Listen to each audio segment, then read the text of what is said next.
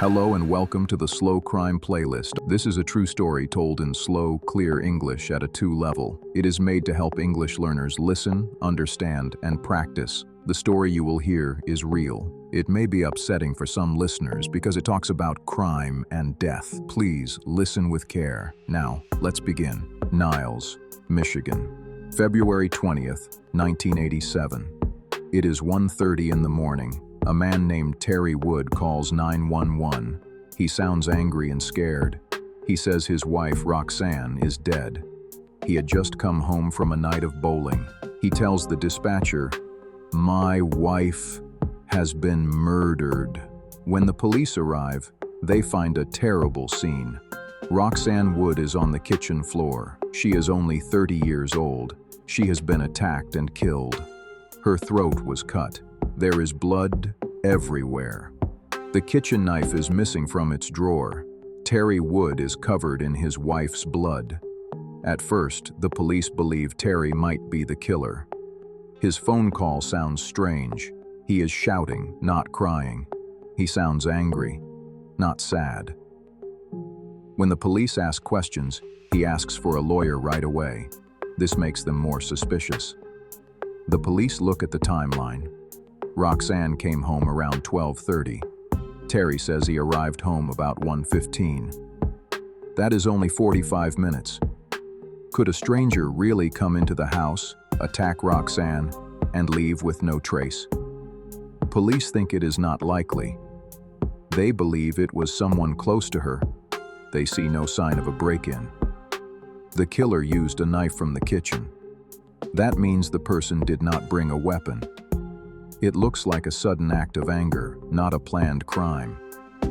The police also find that both Terry and Roxanne had problems in their marriage.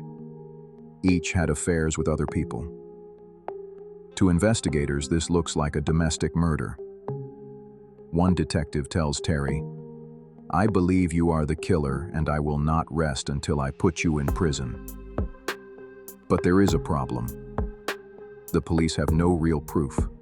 No fingerprints, no witness, no confession, only guesses.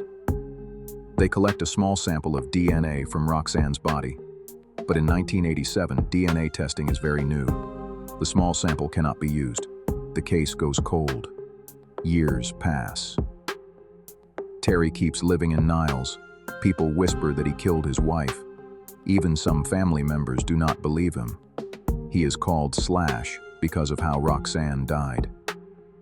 In 1999, DNA technology becomes better. The sample from the crime is tested again. The results are clear. It is not Terry's DNA. It belongs to another man. Still, police do not drop the case against him. They think maybe another man hurt Roxanne, but Terry killed her. So the cloud of doubt stays over his life. The case file grows bigger and bigger, 3,500 pages of reports, notes, and interviews. In 2020, students at Western Michigan University work on the case. They scan every page and make the file digital. Now detectives can search it more easily. Then they send the DNA to a company called Identifinders International. The company says the sample is very small, almost gone. But they will try. For 10 months, nothing happens. Then a genetic genealogist named Gabriela Vargas takes the case. She is sure it can be solved. She uploads the DNA to a website called GED Match. She studies family trees from small DNA matches. Bit by bit, she builds the tree backward. Finally, she finds the common ancestors, a couple born around 1920. They had 3 sons. 2 are ruled out. 1 remains. His name is Patrick Wayne Gillum. He has a long history of violence. In 1979, he broke into a home in Gary, Indiana. He attacked a woman and tried to assault her. He stole her purse and credit cards. Police caught him and sent him to prison for 14 years. He served only 7. 4 months after his release, Roxanne Wood was murdered. Investigators watch him for days. They see that he smokes cigarettes.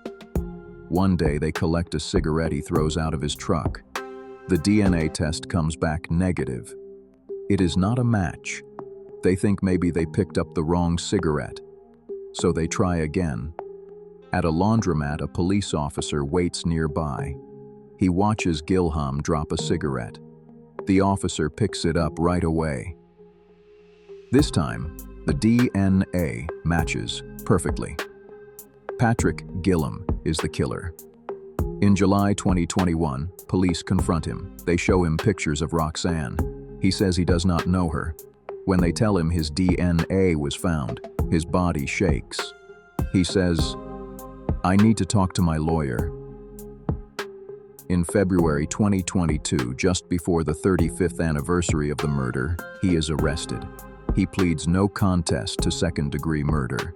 At age 67, he is sentenced to at least 23 years in prison. The real killer finally has a name. For Terry Wood, the nightmare is over. For 35 years, people thought he was guilty. Now the truth is clear. DNA proved he was innocent. Terry Wood passed away in February 2025 at age 67. He lived long enough to see the man who killed his wife go to prison. Was justice served? You be the judge. What is certain is that the true killer was a violent stranger living nearby. Another reminder that they live among us.